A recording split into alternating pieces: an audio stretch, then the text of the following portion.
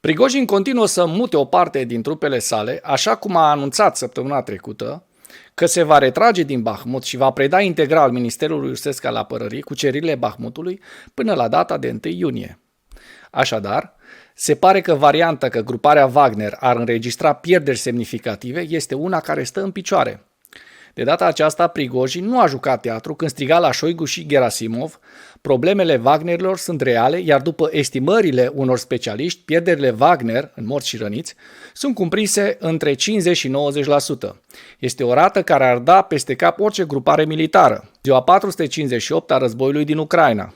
Potrivit stafului general al armatei ucrainene, pierderile totale înregistrate de armata rusă continuă să crească substanțial de la o zi la alta, ajungând astăzi, 27 mai, la cifra de 206.200 de soldați, așa cum bineînțeles se poate vedea în partea dreaptă a ecranului. Finanțatorul grupării Wagner, Evgeni Prigojin, a susținut, potrivit Institutului pentru Studiul Războiului, că forțele Wagner continuă să predea poziții din Bahmut, Ministerului Rus al Apărării, și să se retragă din oraș. Prigojin a susținut pe 26 mai că Ministerul Rus al Apărării își îndeplinește acorduri prin desfășurarea activă a unităților ruse obișnuite în pozițiile deținute de Wagner în orașul Bahmut. Prigojin a susținut că Wagner efectuează o retragere organizată din Bahmut și a reiterat că Ministerul Rus al Apărării va controla pe deplin orașul și zonele înconjurătoare până la data de 1 iunie. Un blogger militar rus a publicat imagini cu Prigojin vizând pozițiile rusești din spatele frontului în care se presupune că se retrag forțele Wagner. Institutul pentru Studiul Războiului nu a observat confirmarea vizuală a forțelor obișnuite rusești care au preluat pozițiile Wagner în Bahmut sau că Wagner părăsește orașul.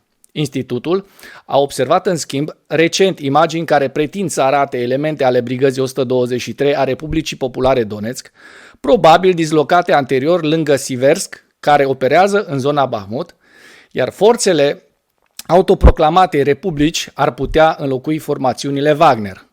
Surse ucrainene susțin că forțele Wagner sunt încă prezente în Bahmut și că ritmul operațiunilor ofensive rusești în jurul orașului continuă să scadă.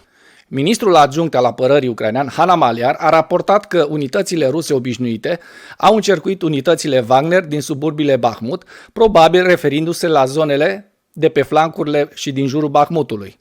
Maliar a susținut că forțele ucrainene încă controlează pozițiile de la periferia de sud-vest a orașului Bahmut și că forțele Wagner sunt încă prezente în orașul Bahmut. Surse ucrainene continuă să raporteze că ritmul operațiunilor ofensive rusești în jurul orașului Bahmut a scăzut de la pretinsa capturare rusă a orașului.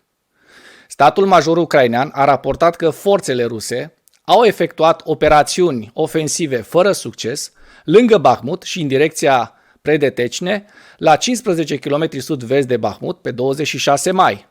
Contraatacurile ucrainene limitate și reușite pe flancurile Bahmutului ar putea complica operațiunea de aprovizionare a Rusiei în Bahmut.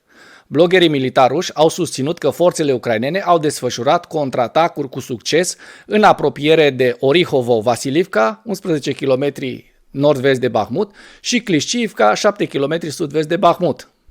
Un proeminent blogger militar a susținut că contraatacurile ucrainene de lângă Orihovo-Vasilivka au făcut ca elemente ale companiei militare private PMC Veteranii să se retragă până la 1 kilometru față de pozițiile lor anterioare deținute în zonă. Deci, pe fondul retragerii Wagner din Bahmut, forțele ucrainene continuă să cucerească poziții pe flancurile Bahmutului, măcinând armata rusă și liniile de aprovizionare. Va fi foarte interesant de văzut ce se va întâmpla la Bahmut zilele următoare. În ceea ce urmează, vă prezint un slide cu hărțile oferite de Institutul pentru Studiul Războiului, cu schimbările de pe fronturile din Ucraina pe data de 26 mai.